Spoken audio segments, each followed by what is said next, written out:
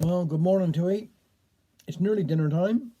Yes, it is too. Nearly dinner time, but what a weekend, wasn't it? I hope everybody's all right, staying safe, and well, keep 'em warm at the minute, because my gosh, it's not all that warm, is it? But I mean, the weekend, weather, my gosh, we had plenty of rain, but I was able to cut the grass. I got to say that I was able to cut the grass. So I expect come end of the week, it'll be, with all the warm weather coming in, it'll be 3 feet high again.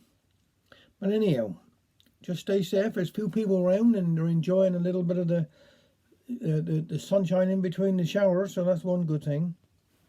Now I'm going to do a little story here today. It's called about going Trura.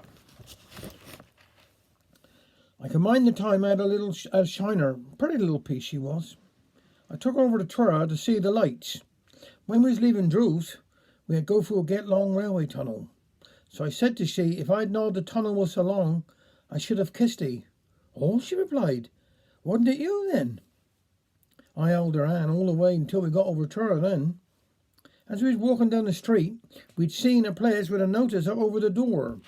Dinner served from 12 till 2, 2 shillings and sixpence. Comes on, says I, we can eat bread bit in 2 hours.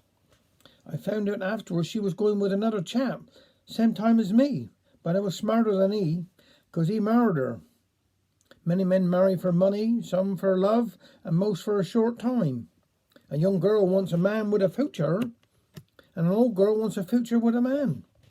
Talking about kissing, said Mother, Mrs. Jack's got a new maid in, and last week she caught her husband kissing her. Of course, Mrs. Jack didn't mind much, but thought she ought to tell the maid about it.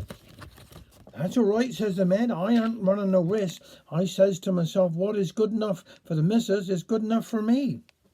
But I know she won't be there long, 'cause Mrs. Jacks is always finding fault. Yesterday she told the maid, dust out the front room. Why, I could write my name on the sideboard, said Mrs. Jacks. Oh, that's nothing to brag about, was the reply she got. Most people can write nowadays.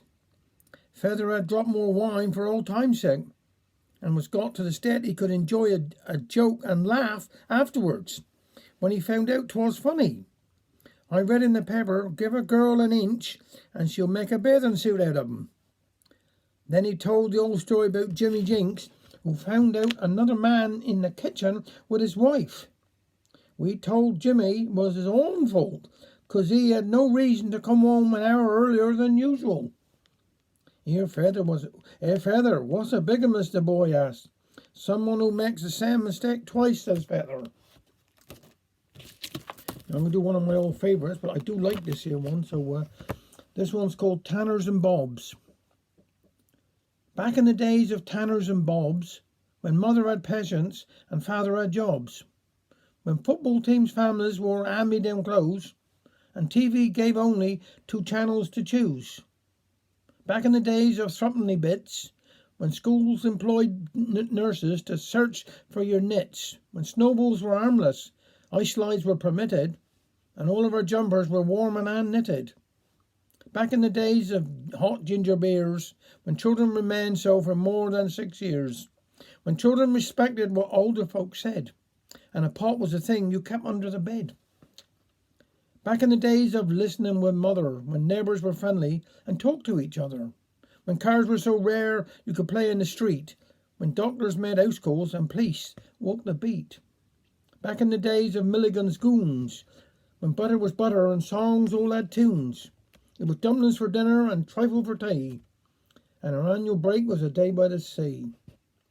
Back in the days of Dixon Dock Green, Cracker Jack pens and Lion's ice cream, when children could freely wear national health glasses, and teachers all stood at the front of the classes. Back in the days of rockin' and reelin', when mobiles were things that you hung from the ceiling, when woodwork and pottery got taught in schools, and everyone dreamed of a win on the pools. Back in the days when I was a lad, I can't help but smile for the fun that I'd had.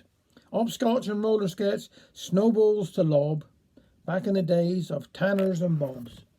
Thank you very much.